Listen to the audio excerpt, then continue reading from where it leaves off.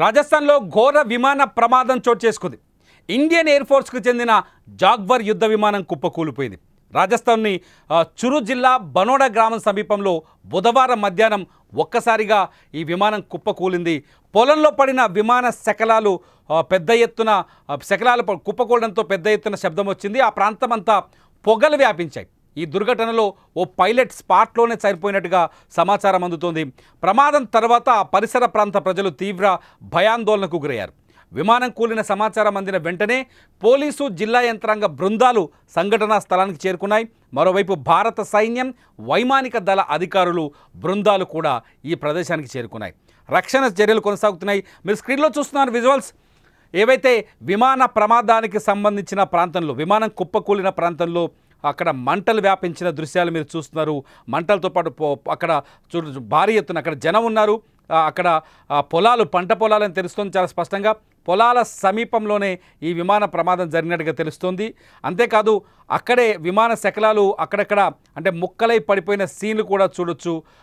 ఇదంతా పంట పొలాలు, దూరంగా మంటల విమానం కుప్పకూలిన ప్రాంతంలోనే అంటే ముక్కలైపోయింది విమానం అంతా చాలా స్పష్టంగా. ఈ సంఘటన చూసిన వెంటనే అక్కడ ఉన్న రైతులు ఒకసారిగా ఆందోళనకు గురయ్యారు, భయపడ్డారు. ఇది ఐఏఎఫ్ ఇండియన్ ఎయిర్ ఫోర్స్కి సంబంధించిన జాగ్వర్ యుద్ధ విమానం అని తెలుస్తోంది. విమానానికి శకలాలకు సంబంధించిన విజువల్స్ మనం అక్కడ చూస్తున్నాం. ఇటువంటి సిచ్యువేషన్ నిజంగా రైతులు, అక్కడున్న రైతులు ఎక్స్పెక్ట్ చేస్తున్నారు. ఎందుకంటే ఒక విమానం వచ్చి తమ పంట పొలాల్లో పడిపోతున్నారు, ఎవరు అంచనా వేయరు. అయితే విమాన ప్రమాదాన్ని చూసేందుకు అక్కడికి భారీ ఎత్తున జనం పరుగులు తీసుకొస్తున్నారు. మీరు స్క్రీన్లో చూడొచ్చు విజువల్స్. జనం చూడండి ఏ స్థాయిలో వస్తున్నారో.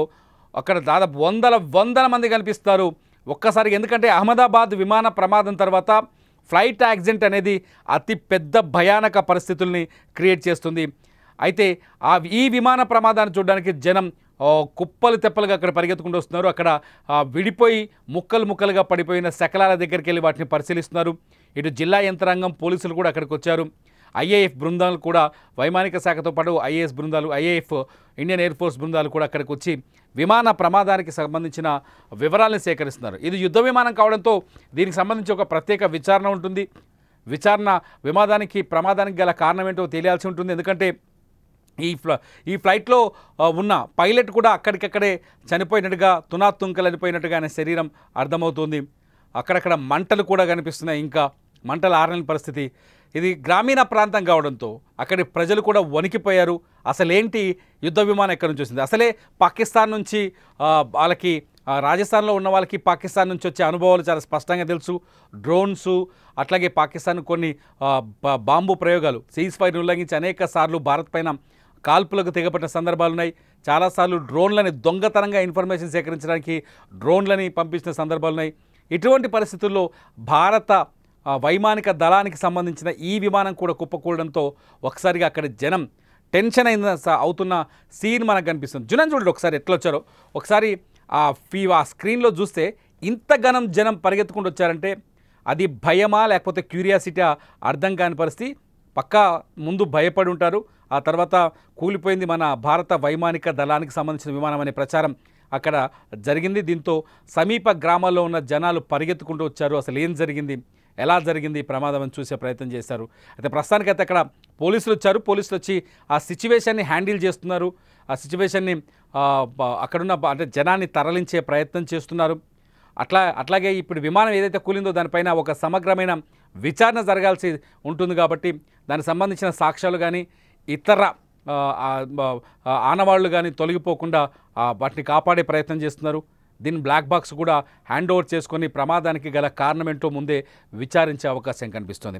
ఇది ఇండియన్ ఎయిర్ ఫోర్స్కి సంబంధించిన యుద్ధ విమానం. ఈ యుద్ధ విమానం కుప్ప కూలిపోవడం వల్ల కూడా కొంత ఆసక్తికర, అంటే కొంత చర్చ జరుగుతుంది. ఎందుకు ఈ సంఘటన జరిగింది, యుద్ధ విమానం ఎలా కుప్ప కూలిందనే చర్చ కూడా జరుగుతుంది. మొత్తానికి రాజస్థాన్లో జరిగిన ఈ విమాన ప్రమాదం ఇప్పుడు దేశవ్యాప్తంగా వైరల్ అవుతుంది. ఆ వీడియోస్ కూడా సోషల్ మీడియాలో వైరల్ అవుతున్నాయి.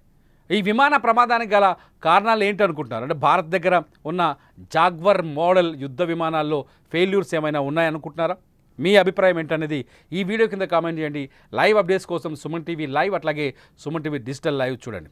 చూస్తూనే ఉండండి Suman TV. This is Tirumal signing of.